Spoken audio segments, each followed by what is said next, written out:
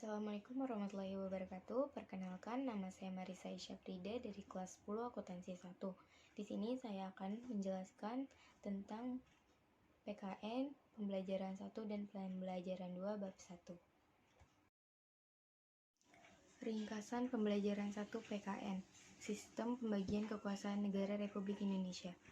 Pada pasal 1 ayat 1, Undang-Undang 1945 menegaskan bahwa Indonesia adalah negara kesatuan yang berbentuk republik. Hal ini menegaskan bahwa negara yang didirikan adalah negara kesatuan, bukan negara federal. Negara kesatuan mengatasi semua paham individu maupun paham golongan. Bentuk pemerintahan yang diamanatkan oleh Undang-Undang Negara Republik Indonesia tahun 1945 adalah republik, yaitu bentuk pemerintahan untuk membedakan dengan monarki atau kerajaan. Bentuk pemerintahan ini dipimpin oleh presiden.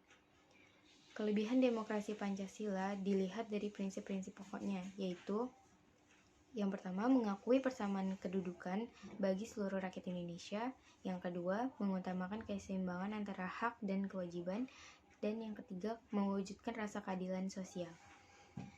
Ada empat ciri khas dari sistem politik yang membedakan dengan sistem sosial lainnya, yaitu yang pertama, daya jangkaunya universal. Yang kedua, adanya kontrol yang bersifat mutlak. Yang ketiga, adanya hak membuat keputusan dan diterima secara sah.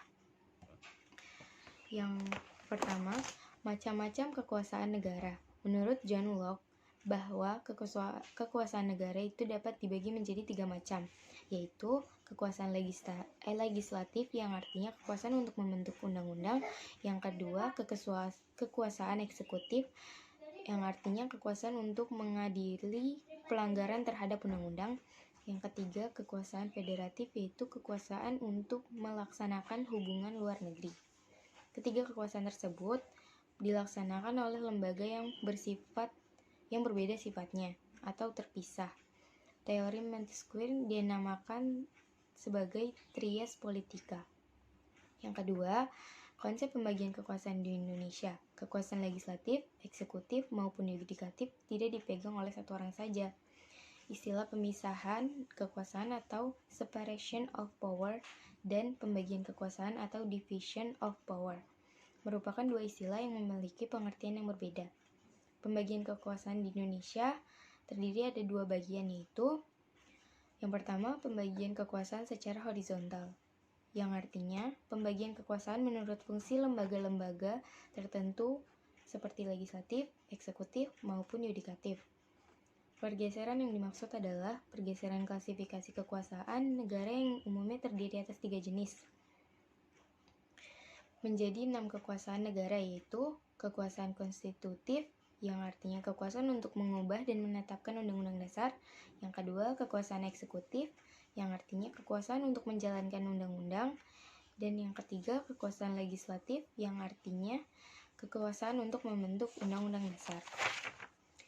Yang keempat, kekuasaan yudikatif atau kekuasaan hakimari, yang artinya kekuasaan untuk menyelenggarakan peradilan guna menegakkan hukum dan keadilan. Yang kelima, kekuasaan eksaminatif atau inspektif, yang artinya kekuasaan yang berhubungan dengan penyelenggaraan pemerintahan atas pengelolaan dan tanggung jawab tentang keuangan negara. Yang keenam, kekuasaan moneter, yang artinya kekuasaan untuk menetapkan dan melaksanakan kebijakan moneter. B. Pembagian kekuasaan secara vertikal merupakan pembagian kekuasaan berdasarkan tingkatannya, yaitu pembagian kekuasaan antara beberapa tingkatan pemerintahan. Pembagian kekuasaan secara vertikal di Indonesia berlangsung antara pemerintah pusat dan pemerintah daerah.